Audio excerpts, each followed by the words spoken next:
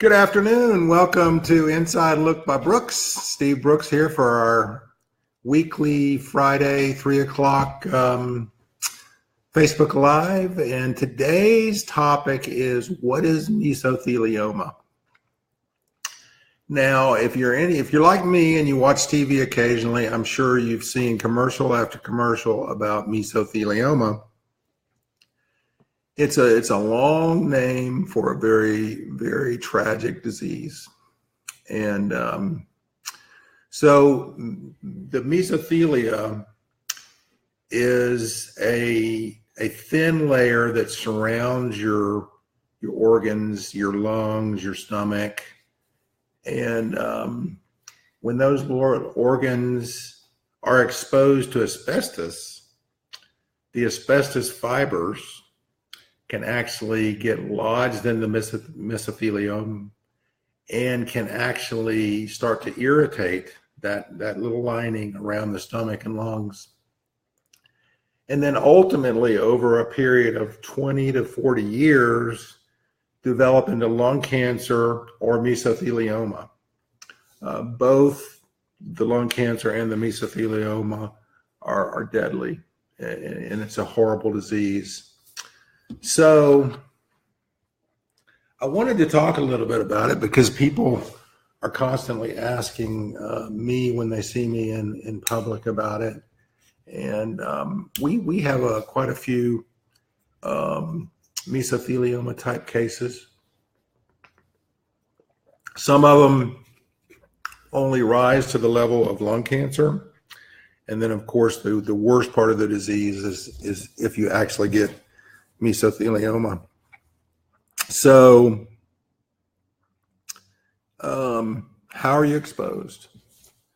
Well, for years, from sometime in the 1950s until the 1980s, asbestos was in many household products. It was in insulation, it was in shingles, and it was actually in the tile flooring that you would put, not tile, ceramic tile, but the vinyl type tile had asbestos in it.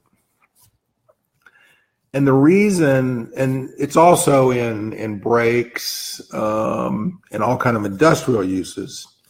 And the reason that they use asbestos is because asbestos itself is fire resistant. And so when you have this mineral, that naturally occurring mineral that is fire resistant, industry saw that as a perfect substance to use in all of these products that might be exposed to heat. So unfortunately for many homeowners, if you buy a house that was built in the 50s, 60s, 70s, you may have these products in your house. So you need to be really careful. And actually, asbestos in a product in your house probably is not causing you any harm. But let's say you have asbestos tile on the floor. If you were to get a shovel and start to tear up that floor and break up that tile, it would cause the release of these microscopic asbestos fibers that, if you breathe in, can then lodge in that mesothelium that line the stomach and the lungs and begin to irritate it. And then 40 years later, lung cancer or mesothelioma shows up. So we call it the silent killer because for years and years and years, you have no symptoms. You have no idea that you were exposed to asbestos. And then, you wake up one day 40 years later and you have this terrible diagnosis. So the key to not being exposed is don't be around it when, particles are torn up. And, I own property, and some of my property, we have to get an asbestos study done before we can tear down the actual building. And if the building has any kind of asbestos, like in the siding, the flooring, the roof, the insulation, we have to hire a special company, and they come in with workers who are completely clothed and masked so that none of the fibers can be breathed in or lodged in their skin. And then they safely remove the asbestos product, and there's a special place in the landfill for it. So asbestos in and of itself in a dormant state is not dangerous. It's when you rip it or tear it or break it up and those fibers are released that it becomes dangerous.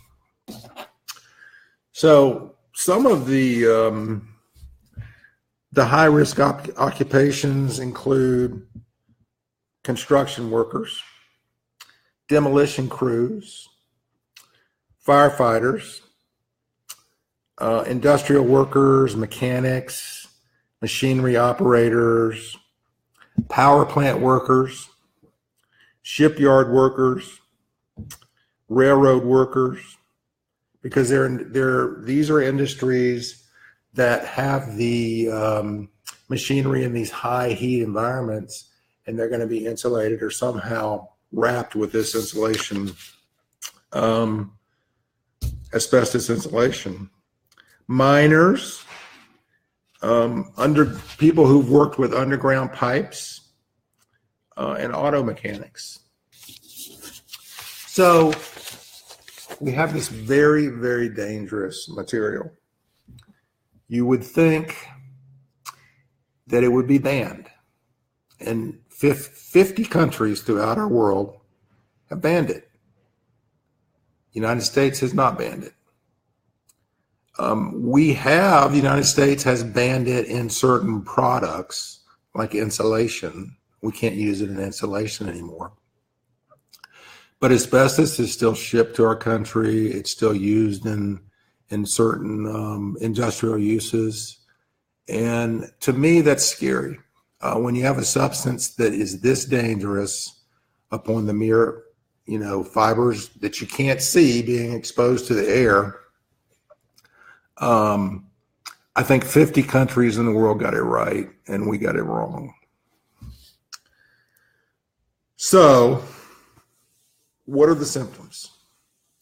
Some of the symptoms are, and these don't surface again for 20 to 40 years after exposure: trouble breathing, painful coughing, chest pain. A lot of times there's an accumulation of fluid in the chest, weight loss, and pain in the rib cage area, and lumps and swelling and pain in the abdomen.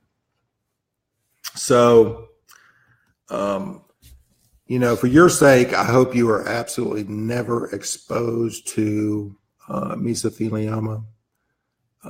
It is a horrible disease that has devastating, not very many people survive mesothelioma. So if the main thing to be cognizant of, if you are in a house that was built from the 1950s to the 1980s, you want to be really careful before you do anything like remove floors or remove shingles or insulation. Let the professionals do that. If you have questions about mesothelioma, and you're welcome to ask them on our Facebook Live now, or if you're viewing this after the fact, you can email me at steve@brookslawgroup.com. That's steve@brookslawgroup.com. And I will get back to you confidentially to respond to your questions and help to get to the bottom of any concerns you might have. So thank you for joining me today.